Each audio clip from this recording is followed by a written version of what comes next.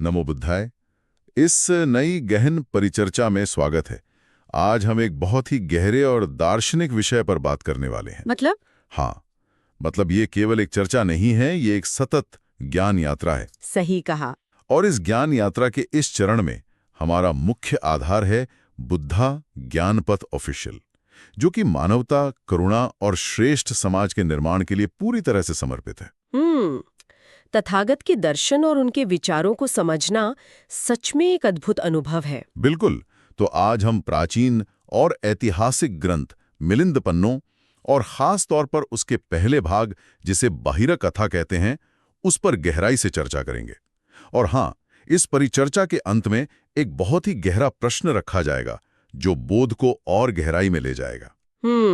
ये बहुत जरूरी है, क्योंकि आज का हमारा उद्देश्य सिर्फ कोई ऐतिहासिक घटना या इतिहास जानना नहीं है, बल्कि मानव जीवन के सबसे मौलिक प्रश्न को समझना है कि मैं कौन हूँ। एकदम सही। और आगे बढ़ने से पहले याद दिला दें, इतनी गंभीर और बौद्धिक परिचर्चा आप सुन रहे हैं बुद्धा ज्ञानपथ ऑफिशियल पर। बने रहे हमारे साथ। तो चलिए इस दार्शनिक सफर की शुरुआत करते हैं।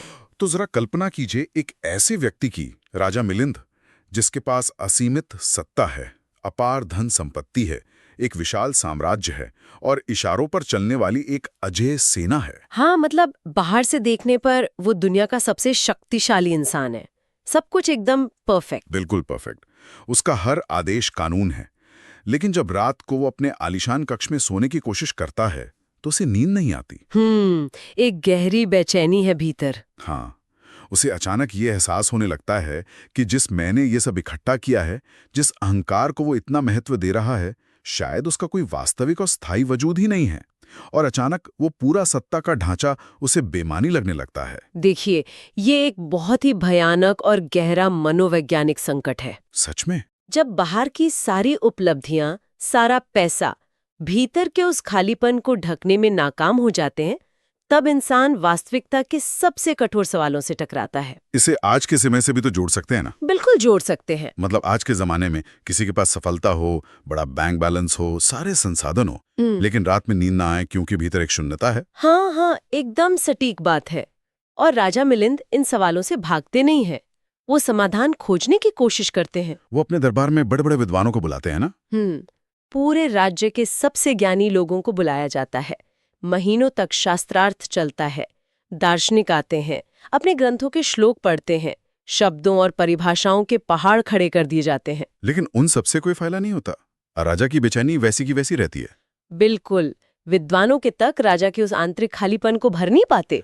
पर यहाँ मुझे एक बात खटकती है। क्या? अगर राजा ने अपने समय के सर्वश्रेष्ठ विद्वानों को बुलाया था, जिन्हें सारे शास्त्र मुंह जबानी याद थे, तो वो राजा को संतुष्ट क्यों नहीं कर पाए? मेरा मतलब है, अगर कोई दार्शनिक सवाल है तो दार्शनिकों से बेहतर जवाब कौन देगा? क्या जानकारी होना काफी नहीं है? यहीं पर बुद्धा ज्ञानपथ ऑफिशियल का विश्लेषण एक बहुत ही सूक्ष्म अंतर स्पष्ट करता है। विद्वानों के पास जो था वो सिर्फ जानकारी थी। अच्छा। हाँ, उन्होंने शास्त्रों को पढ़ा था, उन्हें याद किया था और वो उन पर बड़ी बड़ी बहस कर सकते थे। इसे हम आज इंटेलेक्चुअल नॉलेज कहते हैं, लेकिन उनका अपना कोई अनुभव नहीं था। मैं समझ रहा हूँ। ये तो कुछ वैसा ही हुआ जैसे किसी ने तैरने के ऊपर दुनिया भर की किताबें पढ़ ली हो। बिल्कुल सटीक। उसे पानी का घनत्व, शरीर की गति, सांस लेने की तकनीक सब कुछ पता हो, लेकिन वो खुद कभी पानी में उतरा ही ना हो। हाँ, तो किताब पढ़ने से जो मिलता है वो सिर्फ नोइंग है, यानी जानना। लेकिन जब आप पानी में उतरते हैं तब जो महसूस होता है वो सीइंग है, यानी दृष्टि या बोध। रियलाइजेशन। बिल्कुल। विद्वान केवल शब्दों के जरिए सत्य का वर्णन कर रहे थे, जबकि राजा मिलिंद को एक ऐसे व्यक्ति की तलाश थी जिसने सत्य को जिया हो, जिसका अनुभव एकदम प्रत्यक्ष हो। और जब जानकारी काम नहीं आती, तब राजा परेशान होकर अपने मंत्रियों से पूछते हैं कि क्या पूरी दुनिया में कोई ऐसा है जो मेरे इन सवालों का जवाब दे सके। और तब जो दरबार में सन्नाटा छाता है वो अपने आप में बहुत कुछ कह देता है। हाँ, और फिर एक मंत्री आगे आता है। वो भिक्षु नागसेन का नाम सुझाता है, और मंत्री जो कहता है वो सच में एक टर्निंग पॉइंट है। वो कहता है कि वो केवल जानता नहीं बल्कि वो देखता है। अरे वाह, वो देखता है। इस एक छोटे से वाक्य में जो गहराई है वो सच में अद्भुत है ना? वो देखता है का मतलब है कि भिक्षु नागसेन ने वास्तविकता के उस भ्रम को पार कर लिया है। उनकी चेतना में विचारों का कोई शोर नहीं है, बल्कि एक शुद्ध जागरूकता है। और ये सुनकर राजा मिलिंद तुरंत नागसेन से मिलने का फैसला करते हैं। और इस यात्रा का जो विजुअल है, जो दृश्य बनता है, वो मनोवैज्ञानिक रूप से बहुत महत्वपूर्ण है। हाँ, मतलब राजा मिलिंद शांति से या अकेले नहीं जाते हैं? बिल्कुल नहीं। वो अपनी पूरी सेना, अपना भव्य रथ और अपने पूरे वैभव के साथ निकलते हैं। घोड़ों की टापें, उड़ती धूल और रथ का वो भारी शोर। एक तरह से देखा जाए तो वो केवल अपने शरीर को लेकर नहीं जा रहे हैं, वो अपनी पूरी पहचान को साथ लेकर जा रहे हैं। अपना पूरा अहंकार। हाँ, उनका अहंकार, उनकी सत्ता, ये सब उनके रथ के पहियों के शोर के रूप में उनके साथ चल रहा है। और दूसरी ओर भिक्षु नागसेन है, जो एक वृक्ष के नीचे बैठे हैं, जिनके पास कोई सेना नहीं है, कोई पदवी नहीं है। वो पूरी तरह से स्थिर और शांत अवस्था में है। उनके भीतर कोई तरंग नहीं है। मतलब जैसे ही राजा उस वृक्ष के पास पहुंचते हैं, हवा अचानक शांत हो जाती है, सारा शोर मौन में बदल जाता है। तो देखिए, ये केवल दो व्यक्तियों की मुलाकात नहीं है, ये सत्ता और शून्यता का मिलन है। ये अहंकार के भारी शोर और जागरूकता के मौन का आमना सामना है। अगर इसे आज के संदर्भ में समझना हो तो ये कुछ ऐसा है जैसे कोई व्यक्ति अपनी पूरी ब्रांड आइडेंटिटी, अपनी लिंक्डइन प्रोफाइल, बैंक बैलेंस और पदवी का भारी अहंकार लेकर किसी ऐसे इंसान के सामने खड़ा हो जाए जिसे इन सब चीजों से रत्ती भर भी फर्क नहीं पड़ता। बिल्कुल ऐसा ही। और यहाँ ये विषय सच में बेहद रोचक हो जाता है, क्योंकि जैसे ही राजा नागसेन के सामने पहुंचते हैं, उनका वो भारी भरकम अहंकार अचानक अप्रासंगिक हो जाता है और फिर वो ऐतिहासिक संवाद शुरू होता है। राजा पहला सवाल करते हैं, क्या आप ही नागसेन हैं? अब देखा जाए तो ये एक बहुत ही सीधा और आम सा सवाल है।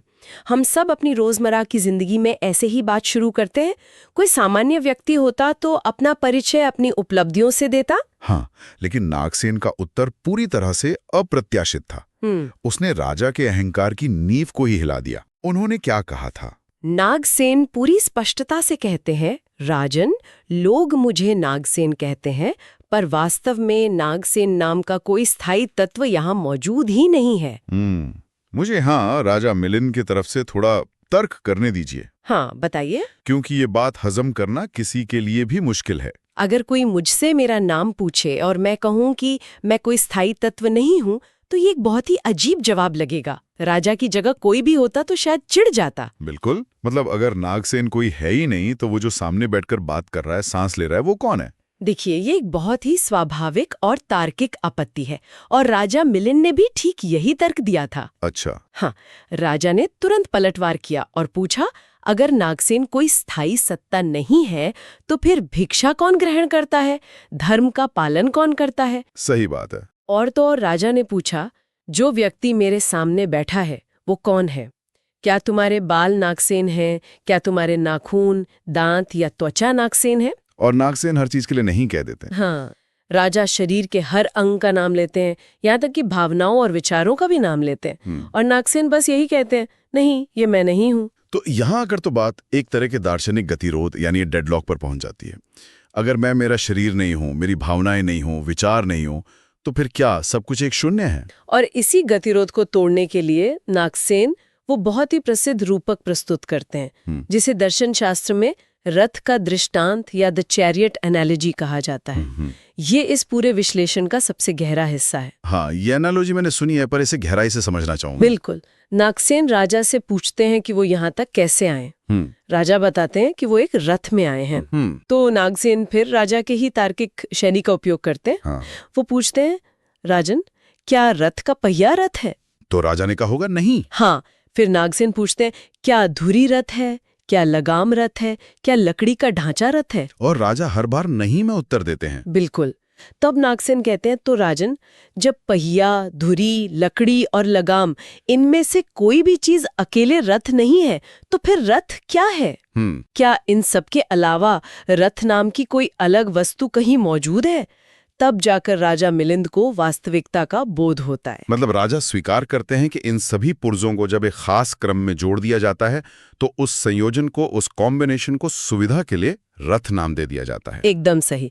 रथ कोई स्थायी सत्ता नहीं है, बल्कि एक व्यवस्था का नाम है। अरे वाह, ये तो एक जबरदस्त तार्किक चेकमेट है ना? हाँ। अगर हम इसे समझने के लिए आज की तकनीक का एक रूपक लें, हाँ। तो ये एक स्मार्टफोन की तरह है। कैसे? क्या उसकी स्क्रीन स्मार्टफोन है? नहीं। क्या उसका प्रोसेसर, उसका कोड या उसकी बैटरी स्मार्टफोन है? नहीं, बिल्कुल नहीं। लेकिन जब इन सभी हिस्सों को एक साथ काम करने के लिए जोड़ दिया जाता है तो वो एक इकाई बनाते हैं जिसे हमने एक नाम दिया है स्मार्टफोन। लेकिन उस नाम का कोई अपना भौतिक या स्थायी वजूद नहीं होता। बहुत ही सुंदर उदाहरण है। और नागसेन इसी तर्क को मानव जीवन पर लागू करते हैं। अच्छा? वो समझाते हैं कि जिस प्रकार पुर्जों के जुड़ने से रथ बनता है, उसी प्रकार हमारा शरीर, हमारी अनुभूतियां, धारणाएं, मानसिक संस्कार और चेतना, जिन्हें गौड़ दर्शन में शायद पंचस्कंद कहा जाता है। हाँ, 5 एग्रीगेट्स या पंचस्कंद। तो जब ये सब एक साथ मिलते हैं तो हम सुविधा के लिए इस संयोजन को मैं या नागसेन कह देते हैं। इनमें से किसी भी स्कंद में स्वतंत्र रूप से मैं का कोई वास नहीं है। मैं एक निरंतर चलने वाला प्रवाह है, कोई स्थायी वस्तु नहीं है। ये सिर्फ एक भ्रम है। लेकिन रुकिए, यहाँ मन में एक बहुत बड़ा सवाल खड़ा होता है। स्मार्टफोन या रथ के उदाहरण में पुर्जे तो भौतिक है ना? हाँ। और उन्हें बाहर से कोई इंजीनियर जोड़ता है। लेकिन इंसान के मामले में अगर शरीर, विचार और भावनाएं केवल पुर्जे हैं, तो क्या इन सब को देखने वाला कोई एक ऑब्जर्वर नहीं है? आप आत्मा या किसी केंद्रीय सत्ता की बात कर रहे हैं? हाँ, मतलब क्या कोई ऐसा कंट्रोल रूम नहीं है जो इन सब के पीछे बैठा हो? क्या आज की न्यूरोसाइंस इस बात से सहमत है कि हमारे भीतर कोई एक केंद्र नहीं है? देखिए, ये आज के समय का सबसे प्रासंगिक सवाल है। और दिलचस्प बात यह है कि आधुनिक न्यूरोसाइंस और सदियों पुराना ये दर्शन दोनों एक ही नतीजे पर पहुंचते दिखते हैं। सच में, ये तो बहुत ही अद्भुत बात है। बिल्कुल। जब न्यूरोलॉजिस्ट्स मस्तिष्क को स्कैन करते हैं तो उन्हें मैं या अहंकार का कोई एक विशिष्ट केंद्र नहीं मिलता। कोई एक जगह नहीं जहां मैं रहता हूं। नहीं, मस्तिष्क के अलग अलग हिस्से जैसे स्मृतियां, भावनाएं, देखने सुनने के इनपुट्स, ये सब एक साथ समानांतर रूप से काम करते हैं। और इस पूरे नेटवर्क की जो सम्मिलित गतिविधि होती है, उसी से मैं होने का एहसास पैदा होता है। इसे विज्ञान की भाषा में इमर्जेंट प्रॉपर्टी कहा जाता है। इमर्जेंट प्रॉपर्टी यानी जैसे पानी का उदाहरण ले सकते हैं। हाँ, कैसे? पानी का निर्माण हाइड्रोजन और ऑक्सीजन से होता है। अब ना तो हाइड्रोजन गीली होती है और ना ही ऑक्सीजन। बिल्कुल सही। लेकिन जब वो दोनों मिलते हैं तो गीलापन पैदा होता है। वो गीलापन एक इमर्जेंट प्रॉपर्टी है। वो उन गैसों का अपना स्थायी गुण नहीं है, बल्कि उनके मिलने का एक परिणाम है। क्या बात है, बहुत ही सुंदर उपमा है। चेतना या मैं का एहसास भी ठीक उसी गीलेपन की तरह ही है। जब हमारा शरीर, विचार, स्मृतियां और भावनाएं एक साथ काम करते हैं तो ये मैं होने का भ्रम पैदा होता है। ये कोई नाउन या संज्ञा नहीं है, ये एक वर्ब या क्रिया है। मतलब हम एक व्यक्ति नहीं हैं, हम एक प्रक्रिया हैं। बिल्कुल, हम एक प्रक्रिया है जो लगातार बदल रही है। जैसे एक नदी। नदी हर पल नई होती है, उसका पानी लगातार बदलता रहता है, फिर भी हम उसे एक ही नाम देते हैं। तो जब नागसेन राजा मिलिंद को ये समझाते हैं तो राजा के भीतर क्या बदलाव आता है? बहुत बड़ा बदलाव आता है। क्योंकि देखिए, दार्शनिक रूप से इन बातों को समझना एक अलग बात है, लेकिन इसे सच में महसूस करना पूरी तरह से अलग अनुभव है। हाँ, स्रोत सामग्री भी यही बताती है कि जब राजा को ये बोध होता है कि जिस मैं के लिए वो इतना बड़ा साम्राज्य चला रहा था, वो मैं तो बस एक बहती हुई प्रक्रिया है, तो उसका वो सारा भारी भरकम अहंकार अचानक से ढह जाता है। एकदम। जीवन को देखने का नजरिया पूरी तरह शांत और स्पष्ट हो जाता है। और यही वो क्षण है जहां यह दार्शनिक चर्चा समाजशास्त्र और मानवता से जुड़ जाती है। और मेरे ख्याल से बुद्धा ज्ञान पथ ऑफिशियल के स्रोत में भी इसी बात पर सबसे ज्यादा जोर दिया गया है ना? बिल्कुल। जब व्यक्ति यह समझ लेता है कि उसका मैं कोई स्थायी और अलग सत्ता नहीं है, तो दूसरों से खुद को अलग और श्रेष्ठ मानने का आधार ही खत्म हो जाता है। ये बहुत ही तार्किक बात है। अगर मेरा मैं कोई ठोस चीज है ही नहीं और सामने वाले का मैं भी केवल एक प्रक्रिया है, तो फिर मेरे और आपके बीच की दीवार ही गिर जाती है। हाँ, एकदम गिर जाती है। मैं दूसरों का शोषण कैसे कर सकता हूँ जब ये स्पष्ट हो जाए कि हम सभी केवल एक ही जैसी परिवर्तनशील प्रक्रियाओं के अलग अलग नाम हैं। सही कहा। और समानता, करुणा और न्याय के उन मूल्यों का यही आधार है जिसकी चर्चा बुद्धा ज्ञानपथ ऑफिशियल पर की जाती है। जब तक ये कठोर अहंकार रहेगा कि मैं कुछ हूं और तुम कुछ और हो, तब तक समाज में विभाजन रहेगा, शोषण और अन्याय रहेगा। नागसेन ने राजा मिलिंद के भीतर जो ज्ञान का बीज बोया, उसने केवल एक व्यक्ति को शांत नहीं किया, बल्कि एक पूरी न्यायपूर्ण दृष्टि को जन्म दिया। हाँ, जब मैं का अहंकार टूटता है तभी सच्ची मानवता का उत्थान होता है। जो व्यक्ति इस भ्रम से मुक्त हो जाता है, उसके भीतर स्वाभाविक रूप से सबके प्रति करुणा जागृत होती है। ये वास्तव में एक पैराडाइम शिफ्ट है। मतलब ये चर्चा सिर्फ इस बारे में नहीं है कि इतिहास में किसी राजा और भिक्षु के बीच क्या हुआ था। बिल्कुल नहीं। ये इस बारे में है कि आज इस क्षण में हम अपनी पहचान को कैसे देखते हैं। हम अपने पद, अपनी संपत्ति, अपनी जाति या अपने विचारों को इतना कसकर पकड़ लेते हैं जैसे वे हमेशा रहने वाले हों। लेकिन ये चर्चा हमें याद दिलाती है कि हम बस एक सुंदर परिवर्तनशील प्रवाह हैं। और ये एक बहुत ही मुक्त करने वाला विचार है। मतलब जब आप कुछ है ही नहीं तो आपको कुछ खोने का डर भी नहीं रहता। राजा मिलिंद जो एक अस्थिर और डरे हुए मन के साथ आए थे, वो इस बोध के बाद एक गहरी शांति को प्राप्त करते हैं। रथ के उस दृष्टांत ने उनके सारे भ्रमों को खंडित कर दिया। हाँ। लेकिन जैसा कि दर्शन शास्त्र का स्वभाव है, हर उत्तर एक नए और ज्यादा जटिल प्रश्न को जन्म देता है। बिल्कुल। जब मैं की दीवार गिरती है तो एक ऐसा प्रश्न सामने आता है जो हमारी बुद्धि को और भी गहरी चुनौती देता है। और वो प्रश्न क्या है? वो प्रश्न वही है जिसका जिक्र हमने शुरुआत में किया था और जिसे हम इस परिचर्चा के अंत में एक विचार मंथन के लिए छोड़ना चाहते हैं। पर उससे पहले जो भी लोग इस चर्चा से जुड़े हैं, ये वीडियो कहाँ से देखा जा रहा है? हाँ, अपने विचार कमेंट में जरूर साझा करें और सब्सक्राइब करना न भूलें ताकि ये ज्ञान यात्रा ऐसे ही चलती रहे। बिल्कुल। तो अंत में वो विचारोत्तेजक प्रश्न, अगर ये सच है कि कोई स्थायी मैं जिसका हम हर पल अनुभव करते हैं वो है ही नहीं, अगर सब कुछ केवल एक प्रवाह है, तो फिर हमारे कर्म किसके हैं? बहुत ही गहरा सवाल है। जो भी अच्छे या बुरे काम हम करते हैं, जब मैं है ही नहीं तो उन कर्मों का फल किसे प्राप्त होता है? ये एक बेहद गहरा और थोड़ा बेचैन करने वाला प्रश्न है। अगर मैं नहीं हूं तो मेरे कर्म और मेरे परिणाम किसके हैं? ये वो बिंदु है जहां मिलिंद पन्हो का दर्शन एक नई ऊंचाई पर पहुंचता है। और इसी वैचारिक चौराहे पर, इसी गहरे चिंतनशील प्रश्न के साथ हम आज की इस ज्ञान यात्रा को विराम देते हैं। इस प्रश्न पर जरूर विचार करें, क्योंकि समाज को आगे बढ़ाने का बुद्धा ज्ञानपथ ऑफिशियल का पवित्र उद्देश्य है। बुद्ध का जीवन दर्शन, समाज का उत्थान, राष्ट्र का उत्थान और संपूर्ण मानवता का उत्थान, समानता, स्वतंत्रता और न्याय के मूल्यों के साथ। तो अगली बार ऐसे ही किसी और जटिल विचार को हम गहराई से समझेंगे। तब तक अपने विचारों के इस प्रवाह को देखते रहें। नमो बुद्धाय। जय मानवता, जय भारत।